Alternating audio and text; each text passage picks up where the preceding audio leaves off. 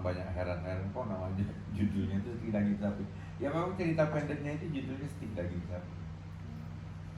Nah, seperti apa kisahnya? Ini beli bukunya lah daripada saya buka di sini ya. Kawan yang masih muda menulislah. Karena kalau Anda mau jadi orang cerdas, itu banyak-banyak menulis. Jadi sebenarnya mengapa saya jadi rajin menulis?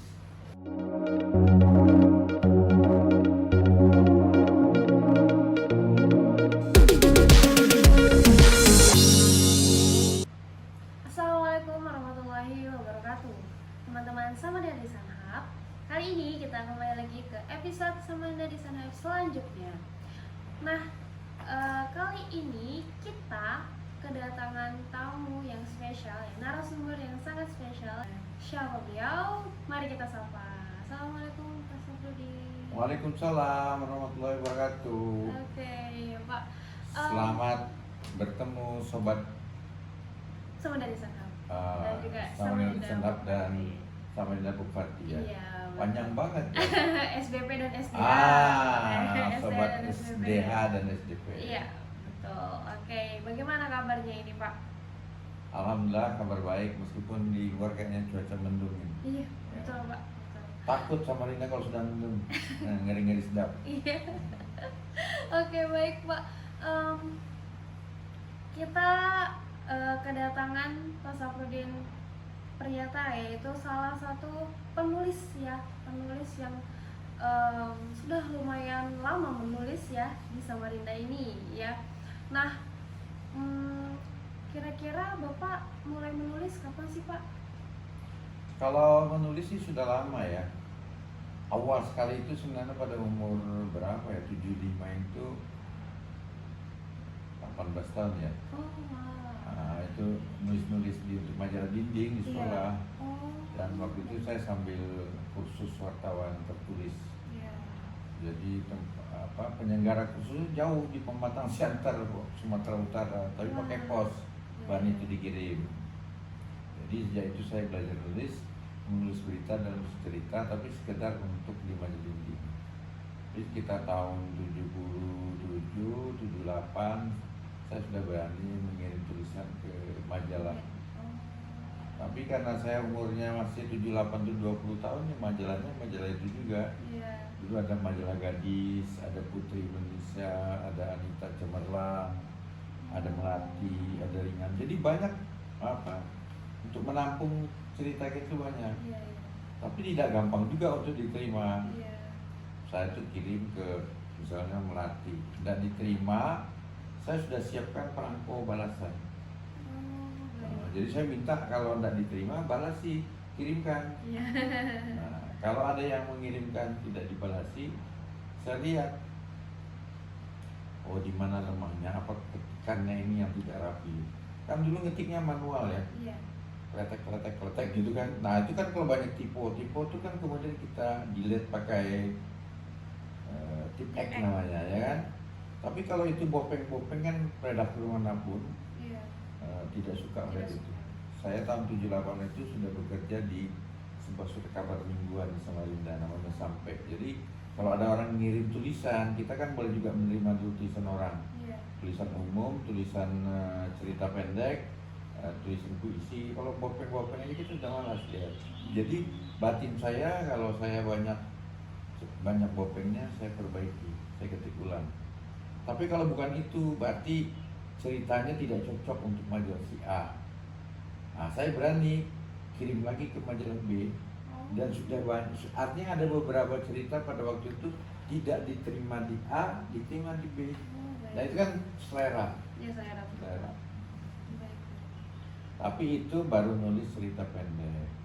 Nah, kalau nulis novel saya baru mulainya 2015, jadi baru usia saya sudah berapa tuh 2015 ya?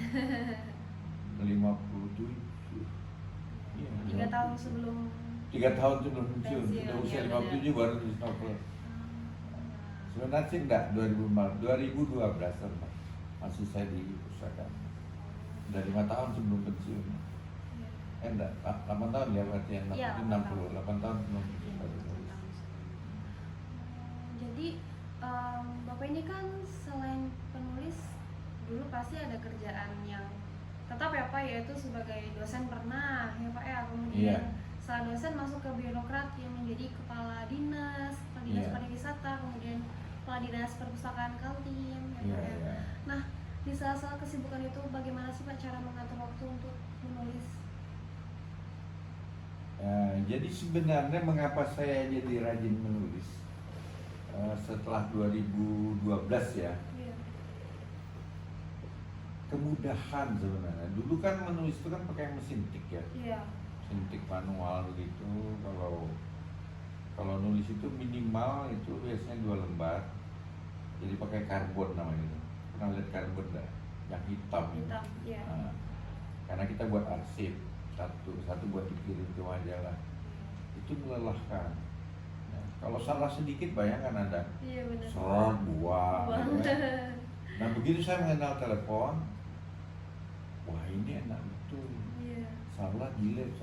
Cuman saya belum tahu bagaimana caranya waktu itu. Karena waktu saya mengenal telepon itu kan 98 ya, telepon seluler. Belum tahu saya hanya tahu buat nelpon, kemudian buat SMS, 2 itu aja. Iya. Wah kan tidak mungkin saya buat nulis di situ. Nah saya nulisnya masih di laptop. Tapi kalau nulis di laptop itu kan terbatas. Biasanya kalau di rumah, kalau di tempat pekerjaan kan sulit. Kita kan ada tugas-tugas. Iya, betul. Nah ketika saya tahu bahwa kita bisa menulis di telepon melalui notes, catatan itu, Iya. itulah saya jadi gantung nulis. Kalau ada waktu kosong saya nulis. Di jalan saya nulis. Samarinda Balikpapan saya nulis. Di jalan ini. Di pesawat asal sudah bukan pada saat mau landing atau pada waktu mau take off kan itu nggak boleh membuka telepon. Kalau sudah yang itu kita boleh itu. Saya pakai mode terbang kita bisa nulis. Jadi paling beberapa menit sebelum landing matikan lagi. Kalau yang tadi kita tulis itu belum selesai, nah itu dari mobil lagi kita bisa menuju hotel.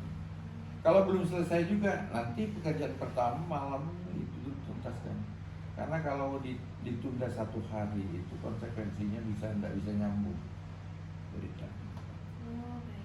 Jadi nyaman, enak. Kalau salah kan tinggal delete kan ya? Iya benar. Oke Pak. Nah, selama ini kita hitung dari 2015 ya Pak, selama 10 tahun terakhir nih, itu kan pasti banyak cerpen-cerpen Bapak, ya novel-novel Bapak juga udah banyak ya Pak ya. Itu Bapak dapat inspirasinya dari mana aja sih? Kalau soal inspirasi itu banyak sih ya. Kita mendengar lagu misalnya, itu bisa menginspirasi. Saya kalau dengar lagu misalnya,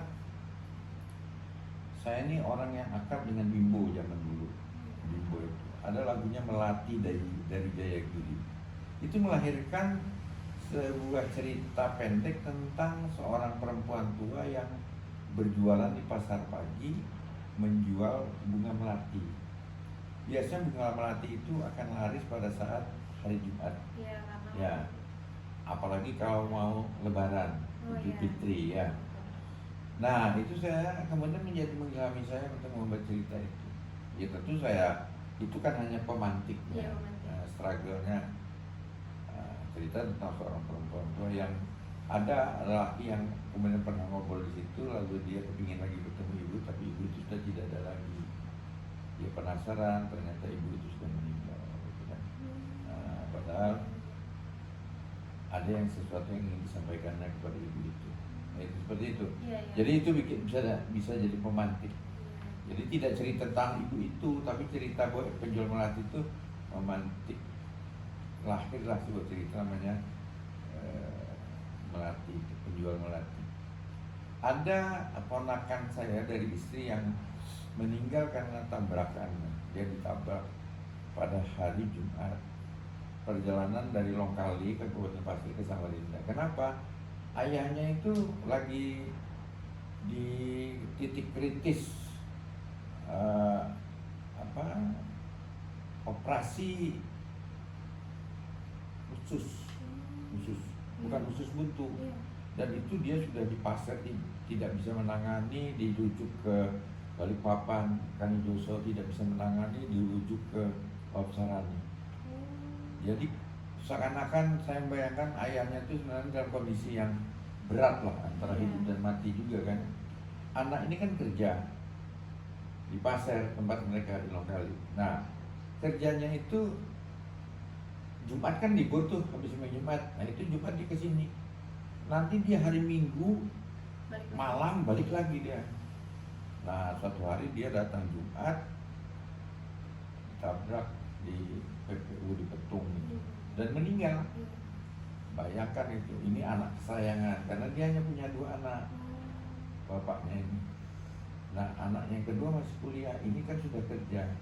Bapaknya ini kan hanya tukang jahit karena sakitnya itu kan sudah tidak bisa bekerja. Inilah tumpuan anak ini sekarang meninggal. Dan yang paling sulit itu bagaimana ibunya itu menjelaskan kepada suaminya, anakmu meninggal. Ini ibunya lagi menunggu suaminya kan.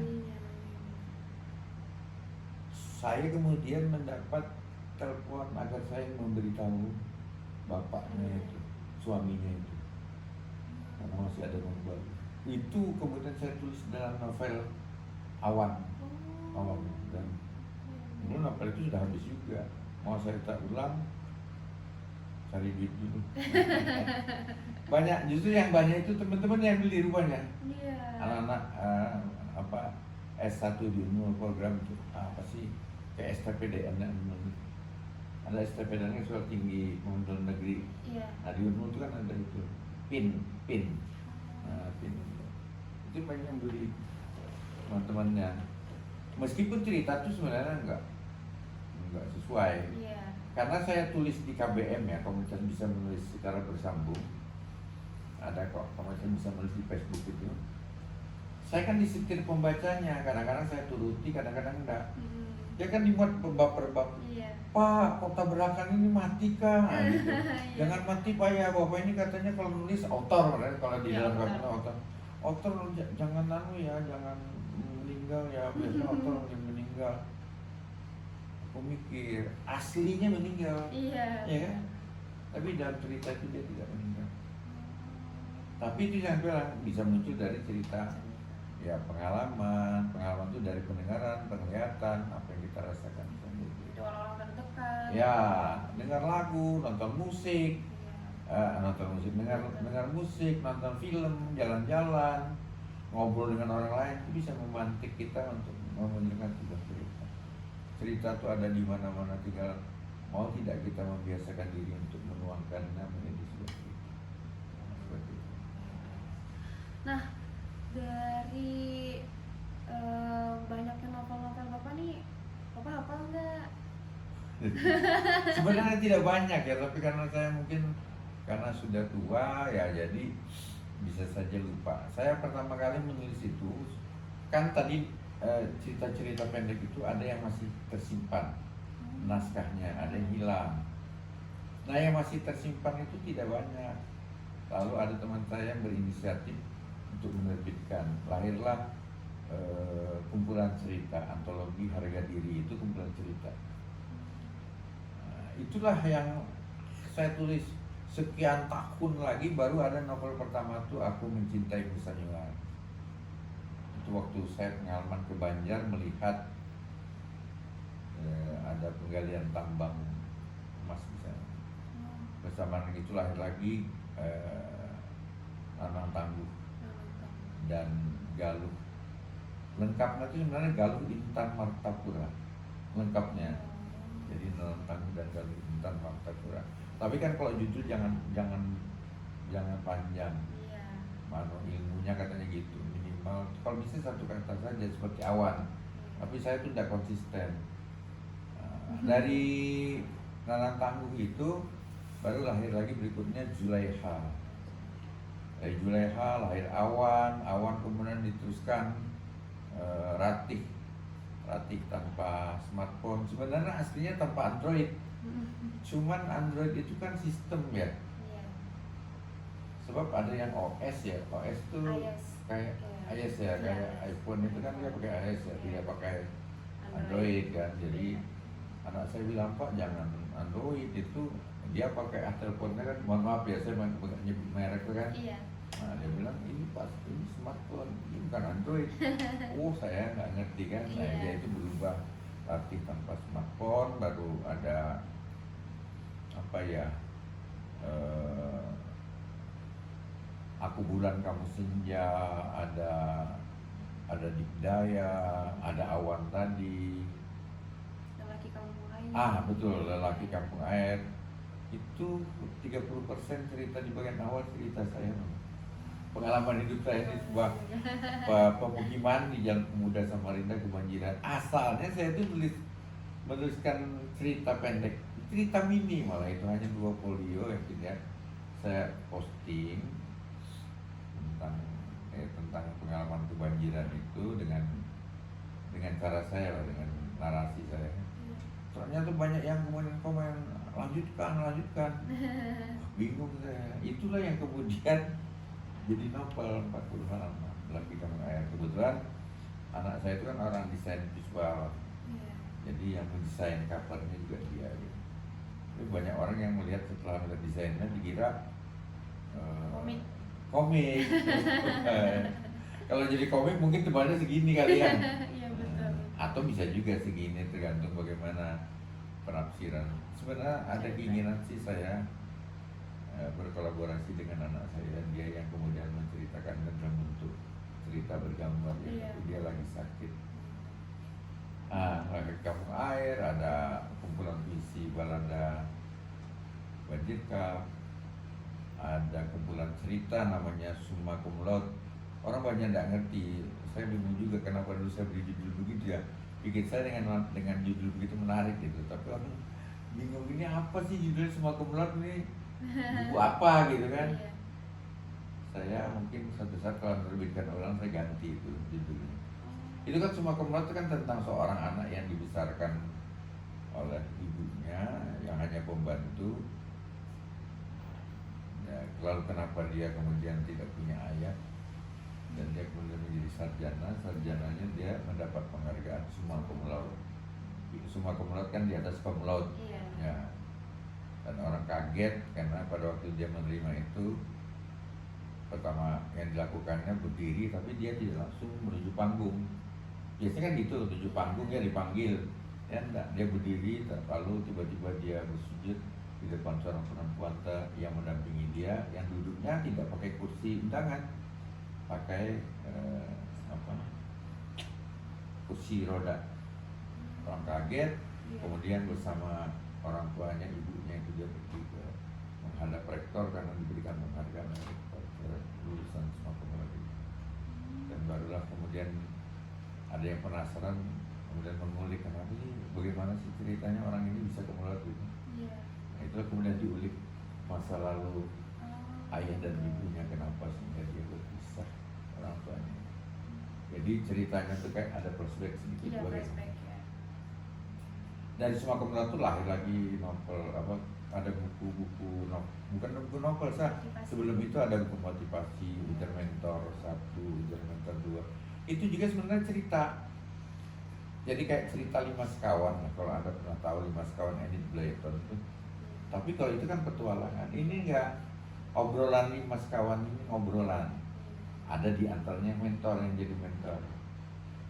Nah, mentor itu memang saya bikin sebagai figur yang sombong, cuek, seenak perut ngomongnya, tapi setiap kali dia ngomong tuh kena gitu loh kepada 5 orang. Ada nama-namanya WKB, siapa Miun gitu kan.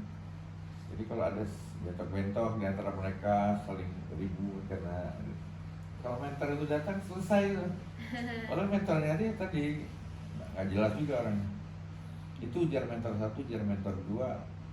Kemudian ada Universitas Kehidupan. Sebenarnya lengkapnya itu belajar dari Universitas Kehidupan. Belajar darinya tuh kecil, Universitas Kehidupan besar. Begitu. Dan itu udah cetak 6 kali. Yang ke-6 itu malah dicetak 1000, hanya 1 orang pembeli. Nah, dia minta 1000 saya mau kasihkan ke orang lain jadi hadiah. Saya berterima kasih kepada dia karena dia bisa memberi warna, tidak memberi hadiah dalam bentuk misalnya ini Ada nih kan orang kadang mau beli hadiah. Iya betul. Ini ada tumbler, ada apa. Iya. Dia enggak, dia dengan buku. Alhamdulillah ya Pak rezeki ya. Ya, tidak besar juga kan Iya. royalti itu, tapi bagi saya kan buku itu beredar. Dan setelah saya tanya dia kenapa Anda mau itu tahan lama Pak. Yang kedua kan yang pakai mungkin lebih dari satu. Betul. Mungkin suaminya, mungkin ibunya juga ikut baca, mungkin anaknya juga baca, bahkan cucunya tahan lama. Dan orang yang sama sekarang memesan buku saya kisah-kisah Samarinda Tempo dulu, sebulan juga. Wah. Nah, mungkin 2-3 hari akan sampai. Jadi, setelah itu adalah novel lagi Rambai Sinar Markuat, kumpulan cerita pendek namanya Stik Daging Sapi. Orang banyak heran-heran kok namanya judulnya itu Stik Daging Sapi. Ya memang cerita pendeknya itu judulnya Stik Daging Sapi. Nah, seperti apa kisahnya, mending beli bukunya lah daripada saya buka di sini ya. Ada juga di judul yang 4 anak dari suami berbeda. Orang menganggap cerita itu cerita tentang kisah perselingkuhan. Sebenarnya enggak, walaupun itu ada kegagalan dalam rumah tangga, tapi itu cerita sebenarnya, true story dari seorang perempuan yang menelpon saya, bukan menelpon, Facebook Messenger ya, tahu ya, teman di Facebook, dan dia minta tuliskan ceritanya. Nah yang menarik bagi saya, kenapa dia minta tuliskan ceritanya? Di bagian akhir cerita itu dia bilang, itulah cerita saya. Saya mohon autor mau menuliskan cerita saya ini, karena ini akan saya berikan kepada anak saya begitu dia menerima gelar sarjana. Sementara waktu itu anaknya baru SD. Jadi dia bersumpah untuk tidak menikah lagi. Dia udah menikah 3 kali. Dan dia bersumpah untuk menghidupi anaknya dengan cara bekerja menjadi pembantu atau ART sekarang sebutannya di 3 rumah. Dan itu menurut saya harus tuliskan karena pesan moralnya kuat. Sampai banyak orang, karena itu di komunitas ya, banyak orang yang kemudian ingin membantu dia, minta nomor rekeningnya, minta nomor WhatsAppnya. Yang bersangkutan tidak mau memberi nomor WA dan tidak juga minta nomor rekening, karena dia bilang apa? Saya kan minta ceritakan ini oleh autor, bukan untuk dikasihani. Saya minta ini diceritakan hanya untuk hadiah ketika anak saya mendapatkan gelar sarjana. Saya akan biar dia tahu anak saya itu jadi sarjana oleh pengorbanan ibunya. Gitu. Jadi itu satu di antara cerita yang ada di buku 4 anak dari suami berbeda. Kan ini buku Bapak ini selalu dicetak terus ya Pak ya. Jadi bukunya kebanyakan buku fisik ya Pak. Nah kenapa sih Bapak di era yang sudah digitalisasi ini malah mencetak buku gitu? Alasannya kenapa? Ya, jadi ada banyak orang yang mempersoalkan itu memang. Ini sudah bukan zaman buku cetak, ini kan sudah buku digital. Iya, tapi saya juga sudah jual buku saya secara digital, laku. Tapi dibandingkan yang buku cetak, bandingan itu kira-kira 120, bahkan 1.200 mungkin. Yang beli buku digital itu nggak banyak, mungkin karena tidak menjangkau mereka, ya itunya jualannya. Yang kedua, ya memang orang yang suka bilang ini sudah era digital, belum tentu juga dia baca buku digital. Jadi dia itu mempersoalkan kenapa buku cetak, tapi sebenarnya dia juga tidak baca buku digital. Yang dia baca apa? Kelan teman-temannya, WhatsApp teman-temannya, teman-temannya. Nah itu. Jadi kenapa? Karena di Indonesia setahu saya pengguna yang menggunakan media sosial berbasis digital itu terbesar di dunia. Betul Pak. Ya kan? Orang-orang Eropa itu masih, orang-orang Jepang masih baca buku. Ngantre untuk anak-anak atau ngantre makanan baca buku. Di kereta api mereka masih baca buku fisik. Kita sih berbeda. Dan belum tentu juga baca buku gitu. Dia buka HP tapi belum tentu baca buku. Mungkin nonton, mungkin apa ya. Malah sekarang banyak kan orang-orang kalau melihat orang baca buku kan dasar ini buku kutu buku gitu kan ya Pak ya. Stigmanya kan jelek ya malahan. Padahal itu sesuatu hal yang malah bagus gitu Pak ya. Iya. Justru calon mertua mungkin lebih salut pada calon menantu yang baca buku fisik daripada buka HP ya. Iya, Kalau lihat tuh, betul. wah ini calon menantu gini ya, oh, baca buku mungkin lebih keren sebenarnya. Kenapa? Karena beda loh. Buku cetak itu saya tidak mengatakan dua-duanya penting, tapi buku Iya. cetak itu kalau orang yang sudah bisa baca buku cetak itu beda. Anda tidak perlu listrik, Iya. Anda tidak takut cas baterai Anda sudah Habis. habis. Anda tidak harus ada sinyal, ya, Hmm. sinyal untuk internet. Anda bisa di mana saja baca, di mana saja. Seperti juga HP ya, tapi Iya. beda. Bahkan kalau orang yang sudah terbiasa baca buku cetak, bau buku itu memang ngangenin juga. Iya, Seperti benar. orang yang sudah terbiasa membaca, terbiasa mencium bau asap sore hari, kan habis bersih-bersih, kumpulin daun-daun bakar, itu bisa ngangenin. Sama buku itu bisa ngangenin kalau sudah terbiasa. Betul. Itu sebabnya banyak orang yang tertidur dan di pangkuannya ada buku, tertidur dan di dadanya ada buku. Iya. Mungkin orang-orang apa kan Gen Z ya Pak ya sekarang ya, mungkin mereka malas membaca karena bahasa dalam buku itu kali ya Pak, bukan bahasa Cerita. gaulnya mereka, iya bukan bahasa gaulnya mereka gitu. Sedangkan banyak penulis yang termasuk Bapak sendiri menggunakan bahasa yang Indonesia. Iya, Kan ya. ya Bahasa gaul bahasa Indonesia juga. Iya. Cuman Tapi ragam kan, iya, namanya. ragamnya. Ragamnya ragam gaul. Benar. Kenapa saya menulis bahasa Indonesia? Karena bahasa Indonesia yang umum, karena saya ingin semua suku bangsa di Indonesia ini ketika baca buku saya itu tidak merasa dibedakan. Saya ini jujur, kalau di Samarinda ada radio iklannya pakai lu, gue gitu, suka saya. Iya benar. Di Samarinda kok pakai lu, pakai gue gitu. Lu kemarin kemana? Emang gua pikirin, ini orang mana gitu, Iya, pikir saya kan. Jadi, nah saya menghindari itu salah satunya. Karena saya ini pendidikannya dulu S1-nya pendidikan bahasa dan sastra Indonesia, S2 saya linguistik. Jadi pemahaman saya mengenai bahasa itu bagaimana menghadirkan bacaan yang bisa untuk semua orang. Satu. Yang kedua, bagaimana bahasa yang saya gunakan itu bisa bertahan lama. Bahasa gaul itu banyak bahasa slang yang kadang hilang saat lagi ada dulu baju namanya, entahlah baju apa celana jablay itu wah populer, sekarang hilang. Zaman saya muda ada namanya angin cuai, waduh begitu produknya kata itu, sekarang hilang. Lalu kemudian terlalu banyak bahasa gaul, lalu itu dibaca oleh anak sekarang, mencari kamusnya itu setengah mati. Iya betul Pak. Apa itu? Udah beda zaman ya Pak. Iya, ya kan? Kita bingung lagi kita. Iya. Jabla itu apalagi itu susah nanti. Nah, paling itu sering muncul misalnya kan, Iya. itu menyusahkan. Yang kedua nanti kan jadinya kayak tidak bertahan gitu bahasa itu. Itu sebabnya Anda boleh lihat, maupun novel yang terkenal dalam bahasa Inggris bukan yang bahasa gaul, Betul.